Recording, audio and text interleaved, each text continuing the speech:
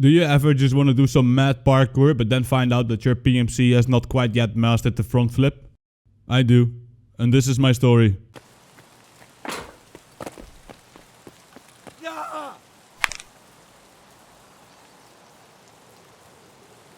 Hi, it's me, Kevin, from the internet. So you want to get better at Tarkov PvP and win more fights, survive more and extract with other people's gear? Look no further. You are watching the freshest entry in the Breakdown series, the longest running Tarkov series where we dissect, analyze and learn how to become a better Escape from Tarkov PvPer.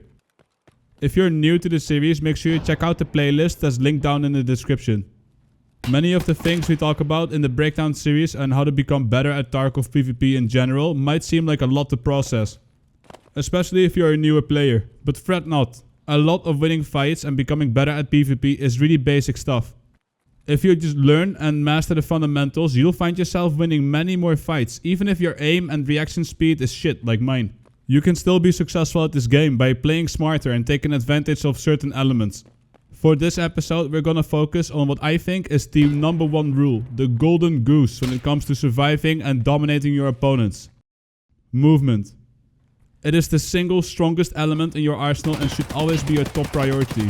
Smart movement around the maps and during fights and surprising your opponent is the strongest tool you have. The more you can leave your opponent guessing and catch them off guard, the stronger your position and the odds of you being victorious increase dramatically. Take a look at this first clip. There's fighting going on over at the fortress, so I try to move up while sticking to cover where I can. Yeah. Hey professional, what's up? Samus, what's going on, man?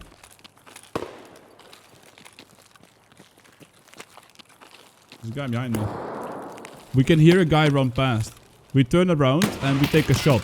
But since Battlestate Games made the motion pretty much useless now, especially with the LPS ammo you'll find yourself spawn in with as a scav all the time, he tanks the hit.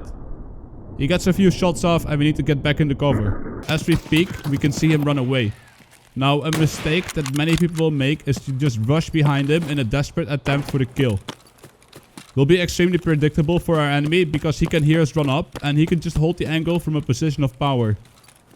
He'll most likely see us before we can see him and we give up an easy death. So instead of rushing in directly behind him, we flank and try to stay unpredictable. As we come around, we can indeed see the guy hogging the wall, leading out and holding the angle. He has absolutely no idea we're behind him. If we were to follow him blindly behind him, he would have surely gunned us down. But now, because of good movement, look at how the turntables. And we can take our sweet time to line up an easy headshot for the kill. Tank this. He didn't tank that.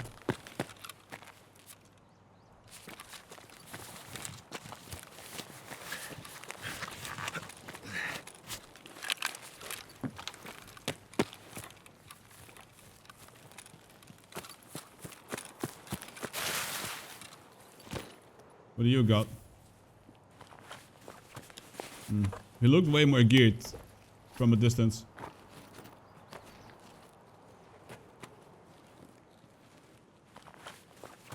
Oh yeah, the keycard.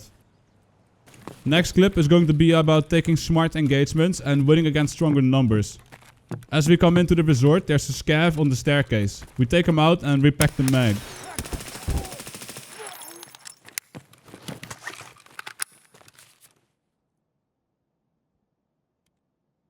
Then we can hear footsteps.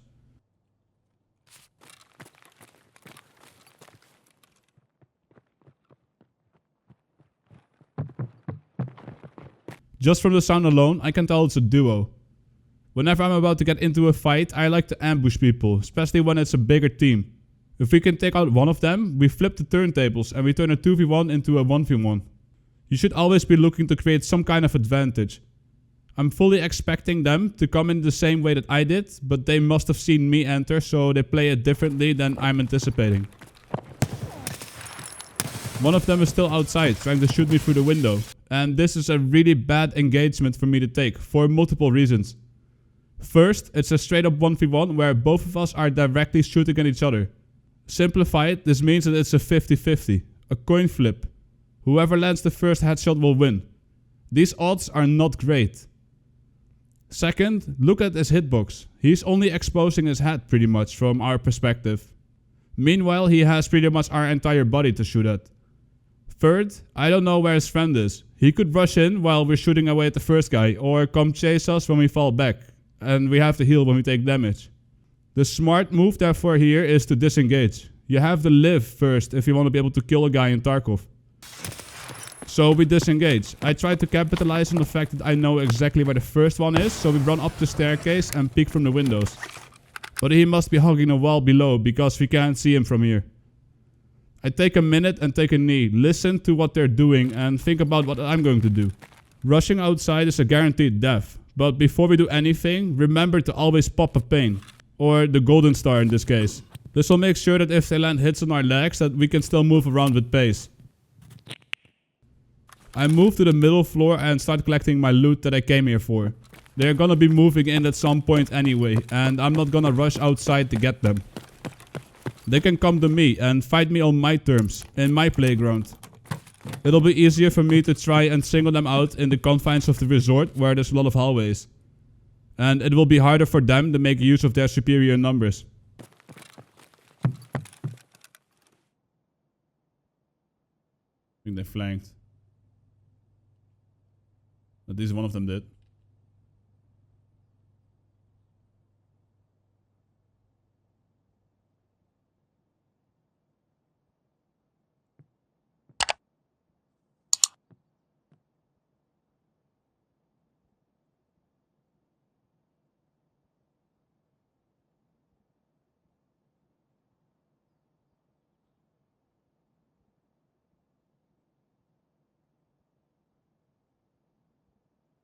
Yeah, we can jump the balcony, but...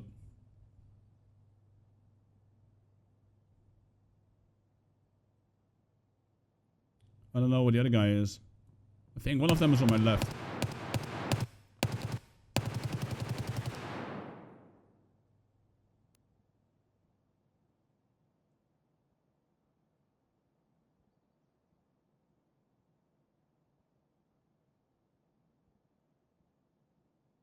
Then the other guy could be sneaking up or whatever. Yeah, I think he's trying to bait me. I think you're right. I'm just gonna chill here. See what happens. If he comes, he'll have to jump the barbed wire. I should hear him. His mate is probably in the hallway creeping up.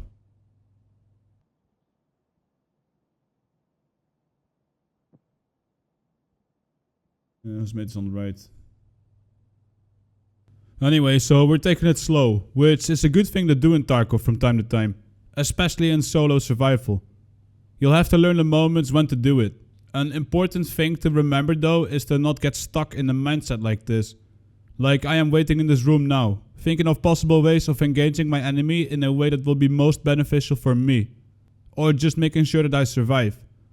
Fighting a 2v1 is a generally bad idea anyway, and you don't always have to take every single fight. Over time, you will learn how to move like a wave. You'll learn at which times you have to go fast and when to go slow.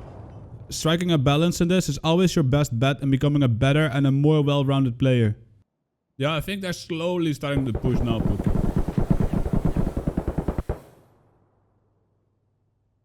I think. I don't know. I honestly don't know what they're doing.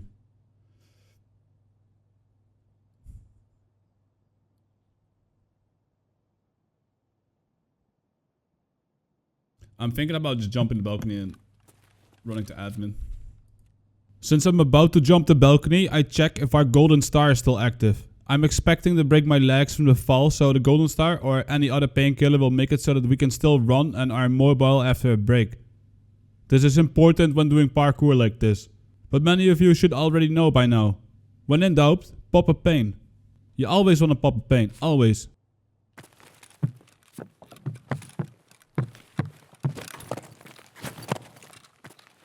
And look who we have here. It's the guy who tried to shoot us through the wall at the beginning. He truly is the wall lord himself and doing justice to his name too.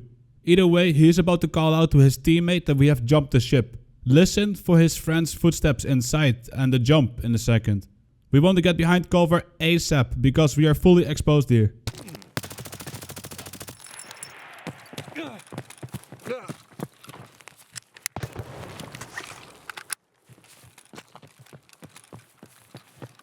You can clearly hear his mate galloping in the hallways, and I'm expecting him to peek from a window at any second, and I really want to get out of this area. Our position is not great, with our back exposed to the admin side of the building. There are still at least 2 guys inside the west wing, and they both know my location. We're a sitting duck, and we need to reposition to keep our enemy guessing. So that's what we do. We make a run for it. Now, as I'm retreating, I just don't run away blindly. Make use of the free look when running, or in this case, I turn around to quickly see what's happening. And we barely catch a glimpse of one of the guys running right to left. This information is absolutely vital to this raid, as we can safely assume he's about to pop up in the doorway, and we can be ready for him now. And here comes the flash. I'm assuming his body got left behind and is probably still healing, which is fantastic for us, because we split up the team and are now fighting a 1v1 instead of a 2v1. We proceed to flash this man back to whatever remains of his stash.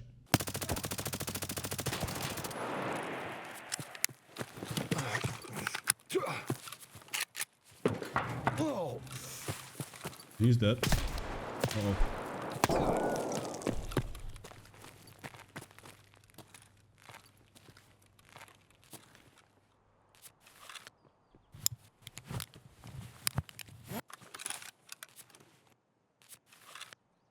The other guy is hurt. As we're repacking, healing, etc., I'm continuously on my guard. Our guy knows our location and could easily kill us with a well-thrown grenade. Doing all of this right here is not necessarily the best move, but I still went with it in the moment. After we're done though, I really want to move because our enemy will still be prefixed on our last known location. We have to move again to remain unpredictable. I just hope I can hear him when he pushes.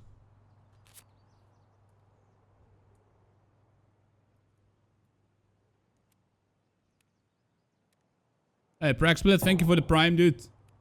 Willop, thank you for the prime earlier. Gary, much appreciated, guys. Thank you.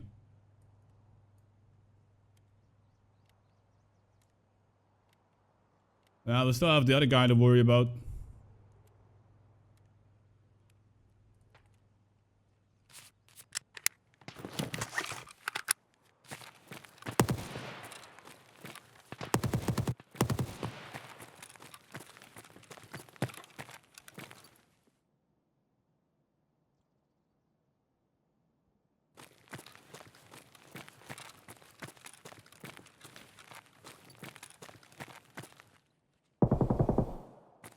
That's east.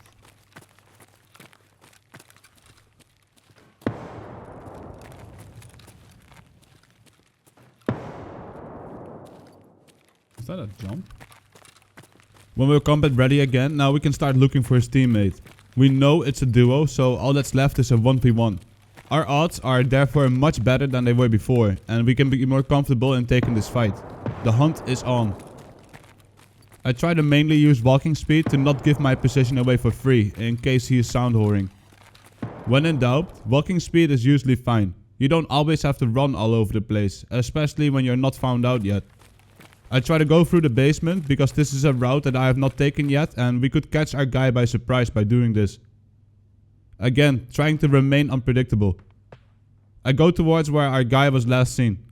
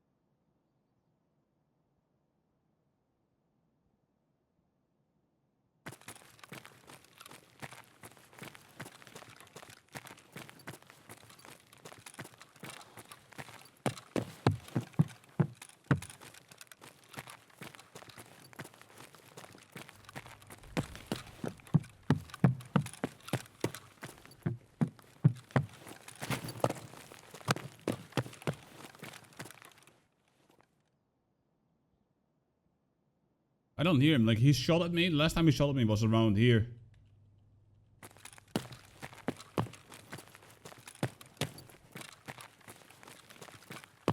We could just be in the room here somewhere.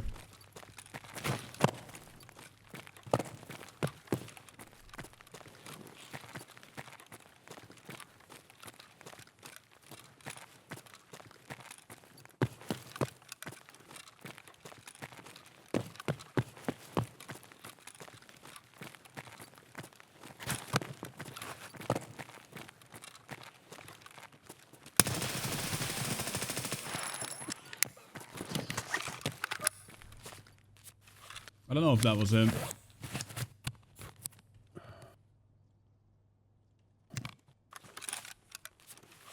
I don't know if that was him. It was definitely a player.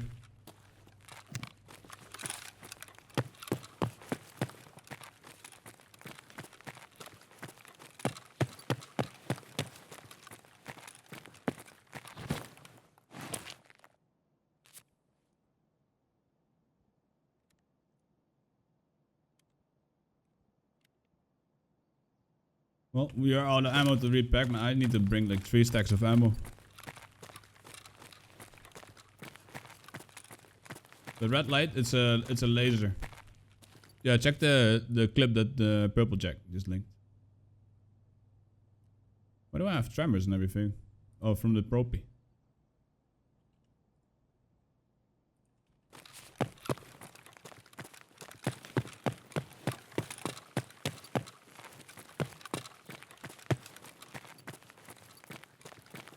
Yeah, this was probably his. I don't know if it was.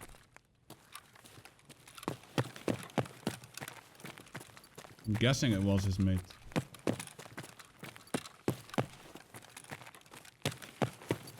And I'm also fairly sure that they were a duo. So I think we should be clear for now.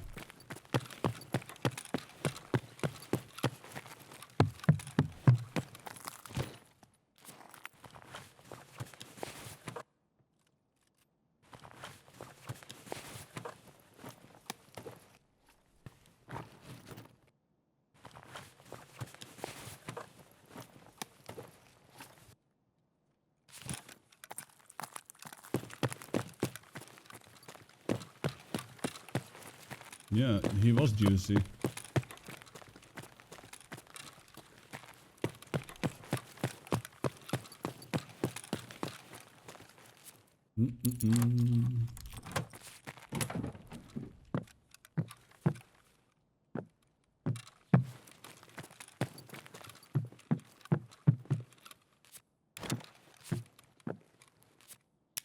I need to not forget to pick up the quest item I need.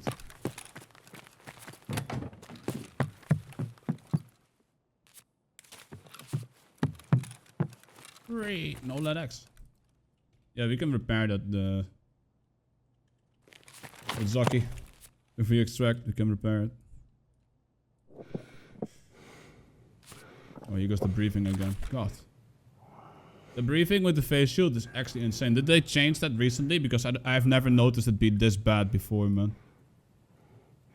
Yeah, we'll have to see what this body in the hallway has. So I kind of don't want to stick around in here for too long, because I know there's been a lot of fighting in East Wing. Honestly, when there's that much fighting, the amount of grenades and everything, like, I don't think they will necessarily also go west, because if you have so many fights, then the guy who's like alive, he's probably he probably has enough.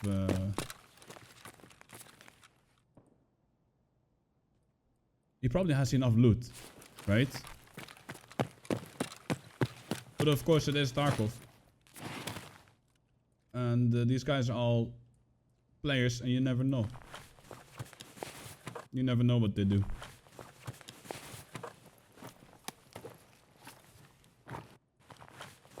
These guys were both Jews.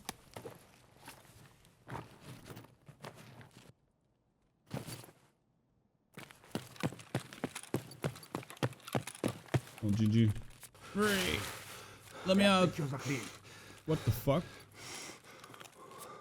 Thanks for watching. If you enjoyed and or learned something, make sure you leave a like, subscribe and ring the bell. It's free and it massively helps me out. According to YouTube, over 66% of you who watch my content are not subscribed, and the algorithm is not pushing out my videos anymore for reasons I don't understand. So all help is greatly appreciated. The best free ways of doing that is to watch my stuff till the end, share my videos around, follow me on Twitter and Facebook, and tune into the live streams. A special thank you to my patrons whose generous contributions enable me to do this full time. Thank you very much. Love you long time, have a good one, see ya.